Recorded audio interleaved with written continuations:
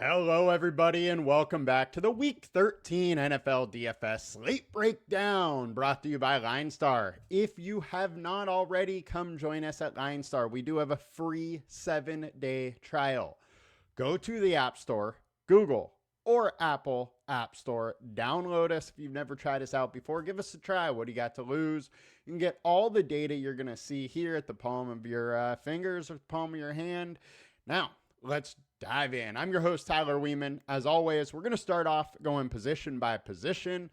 And before we get into that, a little overview of the slate as a whole. There is only 10 games on this slate. And it's a bit of an ugly one. 45.5 is the highest team total. And that is with two different games. We got Arizona and Tampa Bay, and then Buffalo versus Pittsburgh. Then we have the Rams versus Carolina at 44.5 and Colts versus Texans at 44.5. Then down at 42.5, Miami, New Orleans. Now, Miami, New Orleans is going to be one of the faster paced games, along with Atlanta, Jets, and San Francisco versus Cleveland. I know we haven't been going the fastest pacer games lately. We haven't been talking about them too much. But with these lower totals, I think it is much more important to bring that up. The last few weeks, we've had some big high totals, so I've kind of gone away from that. But I think this is an interesting spot to kind of circle back and talk about that. As we know, faster paced games just mean more plays. Doesn't necessarily mean more real points, but more plays does breed fantasy points at least. So those are the main games here we're going to target. Now let's get into position by position, starting with quarterback on DraftKings. And the highest owned is Matthew Stafford at 7K, or sorry, that's the highest projection. Highest owned, we got Justin Herbert at 6.5K. I think it makes sense that he is the highest owned. It is an interesting spot versus the Raiders. I don't hate going to Herbert in this spot. I do worry a little bit about the Raiders being able to push the Chargers to keep Herbert throwing. With that, I do think Vidal might be a little bit interesting. As we know, Marion Hampton is out again, but minus 9.5 point favorites, the Chargers. We've seen Herbert put up some huge games, so there's definitely ceiling here.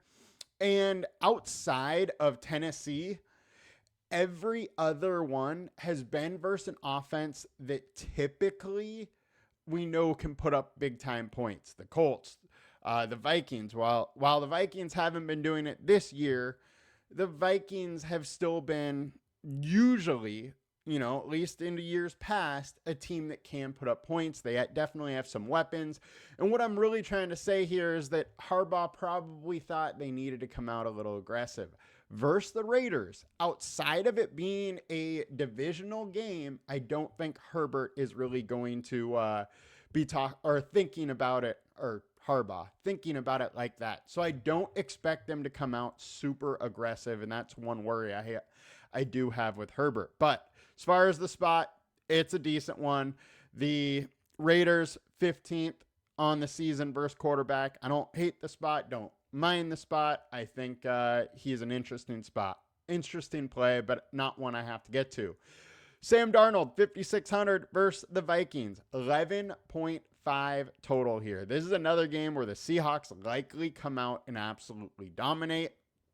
Now, Darnold can do well, but it's another spot where he likely just needs to do well in the first half.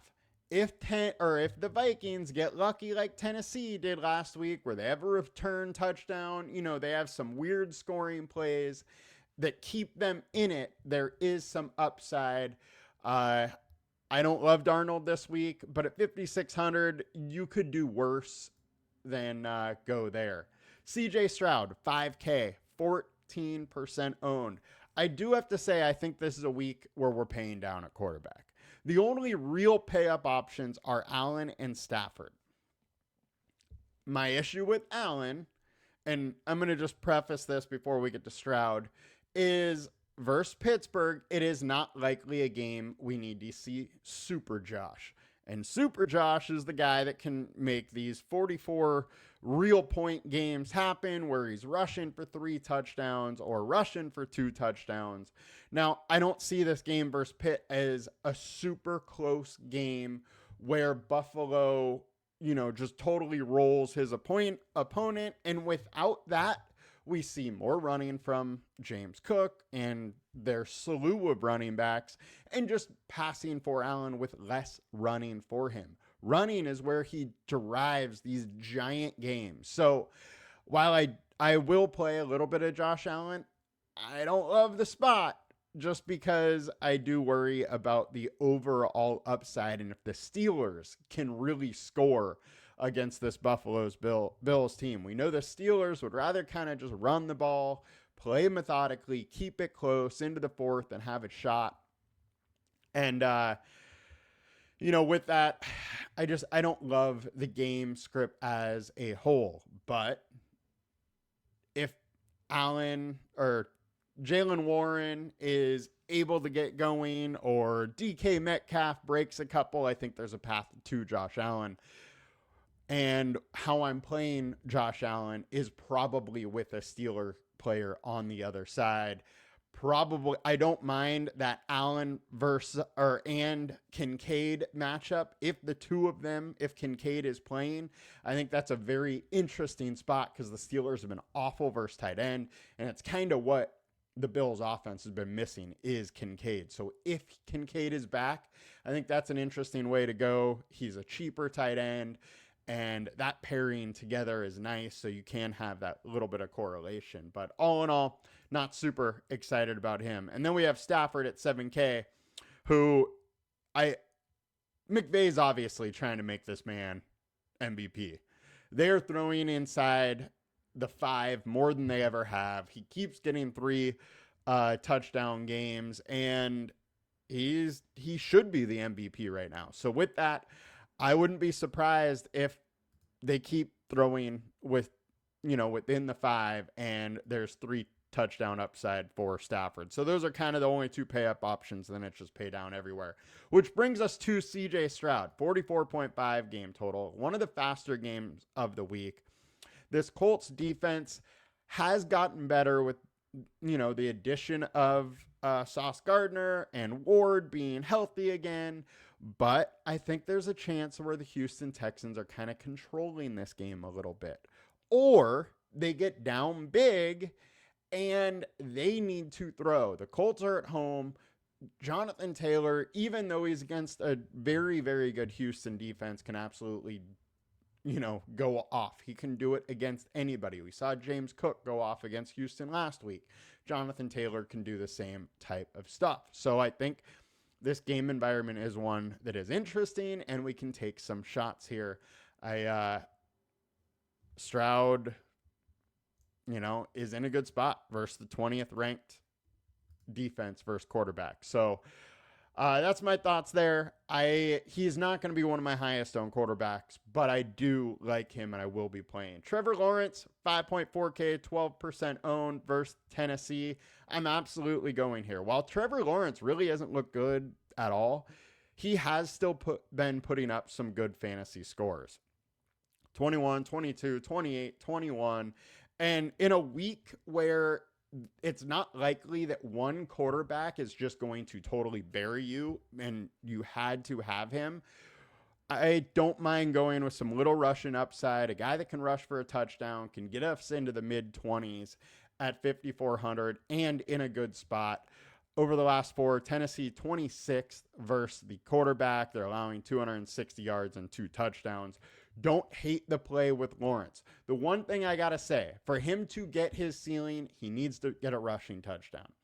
So you maybe only want to stack him with one pass catcher, but even that is a little tricky this week because Brian Thomas is back. So now we got Thomas, Parker Washington, and Jacoby Myers all there. We, the targets are getting spread a little bit more, and Brenton Strange came back last week. So a lot of different ways to go here with a stack, which makes it a little harder for those for sure points. And on a week like this, where there's not a ton of for for sure points, you definitely want to be getting points from your stack. Covered Allen, Jacoby Brissett at 5,800. We got to just keep going back to this guy. I mean, he keeps doing it. He's only still 5,800. 25, 21, 25, 21, 27, 22. He's obviously not going to do this forever, but he's in a very good spot. This Tampa Bay defense allowing 281 yards per game and 2 touchdowns per game. And Marvin Harrison may be back this week, so he has another weapon. Now, for our stacking, maybe we don't want Marvin Harrison there, which would mean Michael Wilson's still in play and Trey McBride is an absolute smash again, even at an elevated price. But Jacoby in a pass funnel D and a guy that's just been slinging it. 45 attempts, 54, 43, 29, 34, 38. He's going to keep slinging it. Tampa Bay is tough versus the run. They still don't have much running back wise. I think that's a very interesting and good way to go. Now, my 3 real pivots that I like. And I'm going to take Tua off this a little bit. While I like Tua, he's not my main one. I do like Tyrod and Cam Ward. Those are my ugly plays that I am very interested in this week. Now, Tyrod, 4,300. So let's look back. Versus Tampa Bay, he goes up and puts 19. Last week versus Baltimore, he goes up and puts 14, 222, 1 touchdown, 19 rushing yards. We know there's some rushing upside. Now he's versus an Atlanta D that over the last 4 weeks is ranked 22nd, allowing 301 yards per game, passing, and 1.5 passing touchdown, and then another 23 yards rushing. So with his rushing upside and the fact that he has cheap stacking partners, they're trying to see what they have. John Mechie, 2 games in a row, got it done. A.D. Mitchell is getting targets, and we know he has some big-time upside. And I think you can go to those 2 guys in under 8K, say Tyrod and one of those pass catchers, and get access to some ceiling. And with that, I am super interested. While I don't love the pay-up options as a whole this slate, and the reason being is I don't see the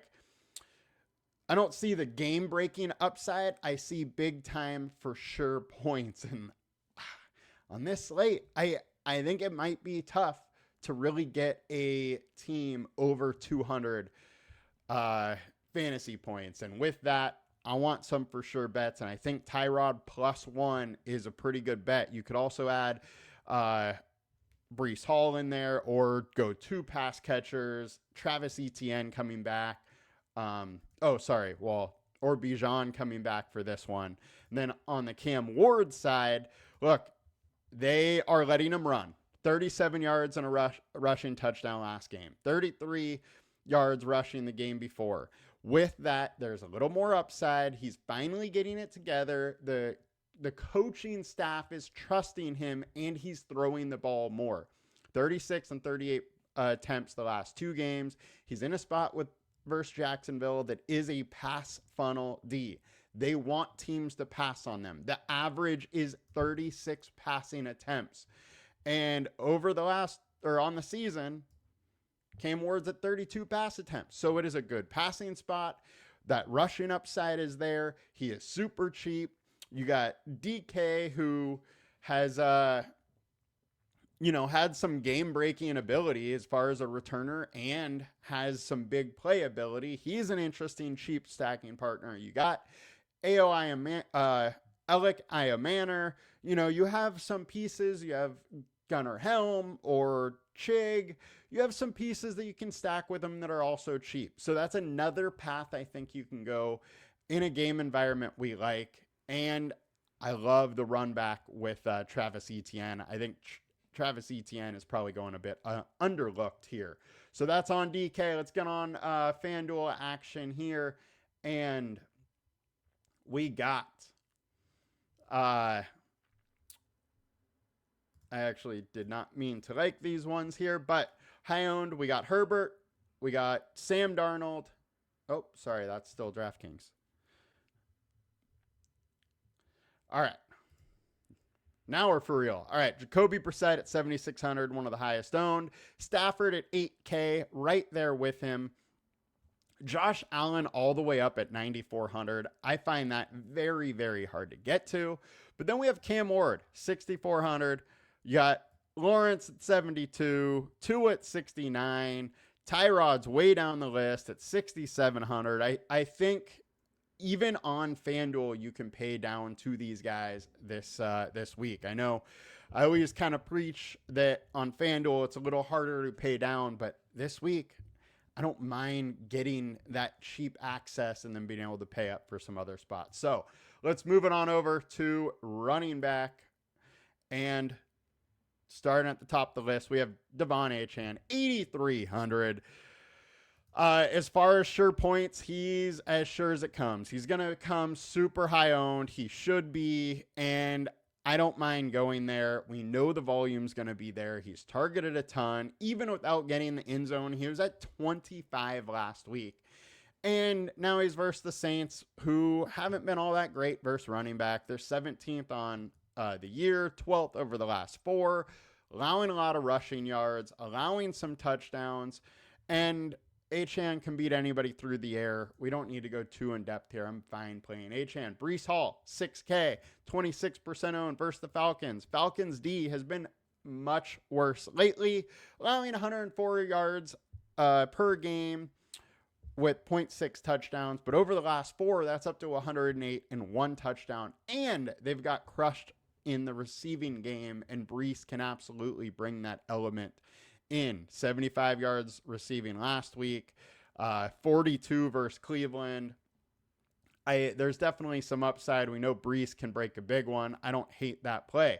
Travis Etienne, 6,500, 17% owned. I hate to say it, I love Etienne. I'm a big Tootin believer. I hated seeing last week them just, absolutely ride Etienne, but hey, the volume's here. He's gonna get 16 to 20 touches, and he's in a good spot versus Tennessee. You could do much worse than going with Etienne. Now, the rush D has been a little bit better lately, only allowing 0.8 touchdowns per game, 100 yards, but they're at 1.2 for this season. So I think Etienne's in a very interesting spot, and I don't mind going there. Kyron Williams, 6.6K versus the Carolina Panthers, who their rush D looked great for the first half of the season. Has totally fallen off lately. They're allowing 1.3 touchdowns per game and 112 yards rushing.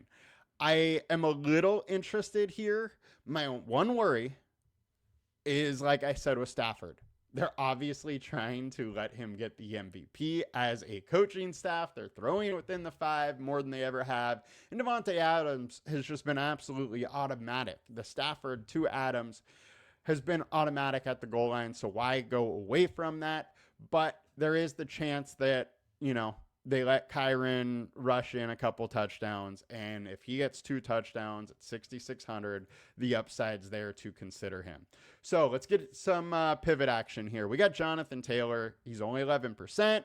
He's in one of the tougher matchups in the league, but it's Jonathan Taylor. How can you argue with a guy that put up 53 versus Atlanta, 40 versus Tennessee, 34 versus the Chargers, 32 versus the Rams, 36 versus Tennessee, 33 versus Denver? I mean, it's just so many huge games. Even in a tough matchup, I don't mind to get to some of him. Kenneth Walker, 5,300. His price is cheap enough for his ceiling now. His ceiling is in the 20s. 5,300, I'm fine paying there. It's 4x the salary. That's a 200 pace. And it's in a decent spot versus the Vikings, who 106.5 yards per game, 0.8 touchdowns. And then the Vikings also have a backup quarterback, so potential blowout and just more rushing here, so more upside for Walker. James Cook, 7,600. He just has such sneaky upside because of his big playability. I bet against him last week versus Houston. I bet the under, thinking those big plays wouldn't be there because Houston's been so good at limiting it. But he crushed it. Once again, he went off. There's just not that many guys that have had multiple 30-point games, and he's one of them. We know there's going to be the volume. We know there's a solid ceiling. I don't hate going James Cook in a game environment that we like, a game environment that could be a little higher owned. And the way to attack through the Bills is obviously, or pretty much always, Josh Allen or running backs. There's going to be points in that game. It's just, where does it come? Ashton Genty, 6,400. The thing that makes this one so interesting to me is his passing game involvement lately. 8 targets last week. 8 targets versus Dallas. 4 versus Denver. 5 versus Jacksonville. This passing volume has just gone up a ton. And with that, I got to consider the other aspect is they just took out Chip Kelly. This offense is going to look a little different. There's going to be a little different play calling, whatnot. And with that, I don't mind the upside in a divisional game of a talent like Genty, who we've seen put up, 38 fantasy points. He has a 20. He has a 25. I think you could do worse than that. Next, we got Community Vidal at 5,700. Look, this team hasn't played for a little bit. They've been able to get a little healthy. They haven't played since the beginning of November in week 11. But we have seen the team be absolutely willing just to run and lean on Vidal. I think there's a big time likelihood they do that versus the Raiders. Now, Raiders have been decent versus the run, but Vidal has too much upside at his price to consider. And then we got to go Woody Marks here. He has taken over this backfield. He's getting, 16, 17 touches a week. And this Colts team over the last 4 weeks, 27th versus running back, allowing 1.5 touchdowns per game to the RB, beating him through the pass and through the air. And that's really what Woody Marks needs to do to be able to get that big time score. He needs some receiving yards as well as rushing yards because he's not super explosive, but he can, pound away points by doing it all, getting it through the receiving game and the passing game. And the rushing game. On to FanDuel high owned. We got Achane, CMC, and Breece Hall as our high owned. We didn't talk about CMC on DK, so this gives us a good opportunity here. He's 8,600. There's nobody with a higher floor. You're paying for a floor spot in this matchup. Another aspect we got to worry about is there could be some potential weather in this game. So we need to watch that too when it comes out tomorrow. But with his floor, I'm fine if I get a little bit of him, but he's not one of my priorities on this slate. Another guy we haven't talked about was Devin Neal, 5,900. He's, I think, 5K on DraftKings. And personally, I wasn't playing Kamara here. I'm not going to play Devin Neal here at that price. Not only that, he's also splitting work with Taysom Hill a little bit, which does bring up the fact that I think Taysom Hill might be a little interesting at tight end, somebody that nobody is going to play but has some upside. All right, wide receiver action. Khalil Shakir, Nico Collins, and Quentin Johnston getting the ownership. Shakir at 5,500. If Kincaid is back, I'm going to probably not play much Shakir just because I think Kincaid is better at that role. And the Steelers are so bad versus tight end. But I don't mind if I get a little bit of Shakir. It's not like his ownership is going to be so high I need to totally fade just because of that. There is a path. It's just not a great path. He does have 20-point games, so there's absolutely a chance. Nico Collins, 6,700. Man has put up 24 3 times this season at 6,700. I will take that to the bank. Definitely fine going there, especially in a Stroud stack. If the Colts put up some points and Stroud has to sling it, there's a path for sure. But understand, we got much better corners now with the Colts than we have most of this season. Quentin Johnson, he's versus a team scheme that he can absolutely crush. And if the Raiders aren't able to get pressure, then Johnston will be able to get deep. And that's how he is boom bust. He is trended down after just an on-fire start, but this could definitely bounce back. I don't hate going to Quinton Johnson there. Jaden Higgins, 3,900. The man's been used in the red zone a ton. Don't hate going here as he is a definite red zone threat and very cheap. Puka Nacua, 9K versus cover 3. He smashes cover 3, and he likely smashes this game. There's going to be some throwing. Stafford is too good. Like I said, they want him to get the MVP, and Nacua, even though he is cooled off, is still putting up 15 a game, but we know there's that 40-point ceiling or, mid-20s option for him. So I don't hate that way with Puka just paying up for, guaranteed points. Mecca Ibuka, another guy that has cooled off lately, but Chris Godwin still working back. Mike Evans not likely or won't be back yet. Bucky Irving is, but probably on a snap count a little bit. Don't hate going and trying to pick on this Arizona defense that has just got lit up lately and been giving up a lot of points. So Emeka is interesting. The other aspect is Baker Mayfield does have that sprained AC joint. It could mean he's not trying to run really at all, and he's just back there passing. So maybe a couple more passing attempts, and they really haven't been able to run the ball that good this year either. All right, now let's get into some pivot action. I talked about DK already with Cam Ward. I think it's an interesting play. 17, 16, 21. Now, to really get there, like in some of these big ones, it's been due to a return touchdown. So if you go a Cam Ward stack with DK and the Titans D, you could double up on that, which is, just one way to go. With Lawrence not being that good, it's kind of interesting. Maybe they could pull out a win. Elikai Manor, we mentioned already. Jalen Waddle at 6,800. He's going to get the targets. My issue is they haven't been throwing all that much in Miami, but they're back home. They're better at home. They put up 30 at home versus Buffalo. They can absolutely do it. And if Jalen Waddle can get one of those 8-10 target games, the upside is there. He's been solid, just, not the best ceiling in the world as of late. So I want Waddle, but don't want to go too hard on him. Devontae Adams, red zone, just total money. Wanted to bring up Brian Thomas.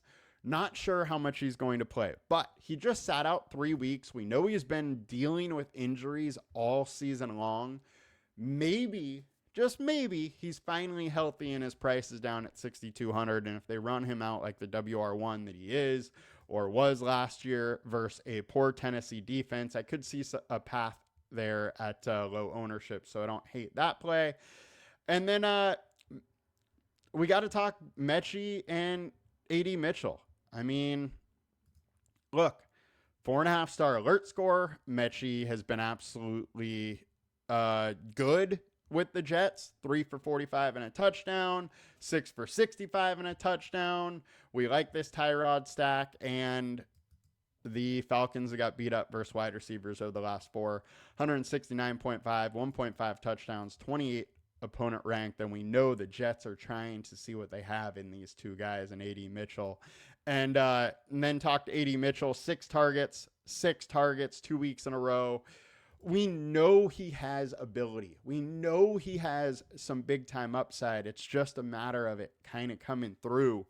And he's going to be super low owned. He has that big playability. This game versus the Rams, had he not fumbled, he's probably still in Indianapolis. He made a big time play, almost went to 100 yards, barely played after that one. And the Colts probably win that game if he just scores there. So AD, he has the skills. It's just about if it can come together. Mechie's been consistent so far, but it can easily go back to Mechie in a 1-game sample size. 6,300 lad. I don't love this game script for him. I don't love his upside potential, but if you're going to go Herbert and his WR1 is 3% owned, I mean, why not just kind of stack them on a little bit as a game theory aspect? Now, on to wide receiver on FanDuel. Trey Tucker at 5,600. I mean, he's technically the wide receiver one. 10 targets last week, 8 the week before. The targets are there. We know he has, big playability, so I don't hate it. And we talked about everybody else, so let's get on over to tight end. Dalton Schultz, 3,800. The man's been very good the last half of the season, and the targets have been there. Now, the wide receiver core, the team is getting healthy, and I expect the targets to dwindle a little bit, but you can't hate in this spot. 27th versus tight end on the season, 25th over the last 4. There is upside, and he's a trusted option. Kyle Pitts, there's no Drake London. They're trying to hide Kirk Cousins for sure, but without London, there should be targets available. The Jets have been decent versus tight end, but I don't hate going to Kyle Pitts. Juwan Johnson at 4,200. If the Dolphins are able to score, they haven't been good versus tight end, and Juwan Johnson should have plenty of targets. 7 targets last week. No Shaheed, no Brandon Cooks. It's him and Olave catching the ball. Don't hate that way whatsoever. Arondé Gadsden, big time upside at 4,300. Targets have still been there. It is tough.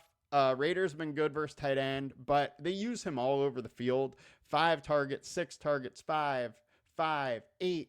So he's still getting similar targets to some of his upside. It's just he made big plays then and hasn't the last couple weeks. That could definitely bounce back. Trey McBride, 7,800. Big price increase, but because of that, nobody's going there.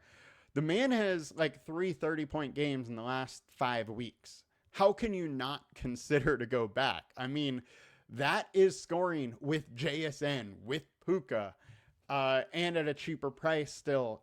I'm fine to go it. Now, is it likely he finds the end zone again? Probably not, but he's been too good not to consider and throw in some lineups, especially at low ownership. Dalton Kincaid at 4,500. I talked about him with Josh Allen. If he plays, which it shows there's a chance, I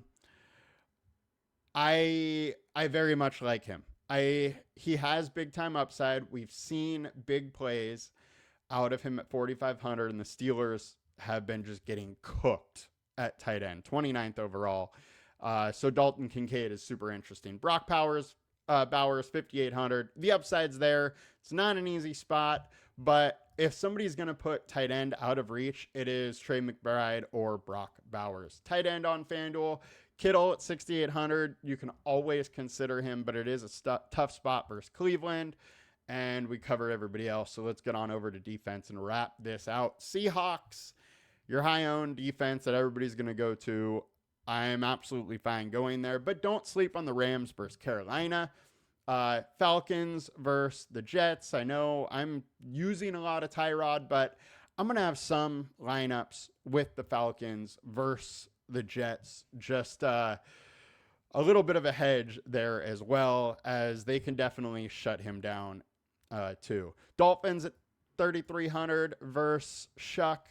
Has some upside at home. The defense has also been playing better lately. 9 versus Washington, 13 versus Buffalo. Don't hate that way. And then 49ers versus Cleveland and Jags versus Cam Ward are the 2 others to round it out. All of them are kind of pay up spots, but I don't love the paid down options this week. Although you could do Jets at 2,400. Versus Kirk Cousins. Cousins just hasn't looked great, and while the Jets D is awful, I don't hate getting different that way. So that's gonna do it for us today, guys. Hope you guys had a great Thanksgiving. Thank you for listening. Please come join us at LineStar, and also remember to please Like, comment, and subscribe. Helps us a ton. Happy Thanksgiving, guys. Hope you guys have had a great weekend with your family. Now let's crush some Week 13 DFS. Peace!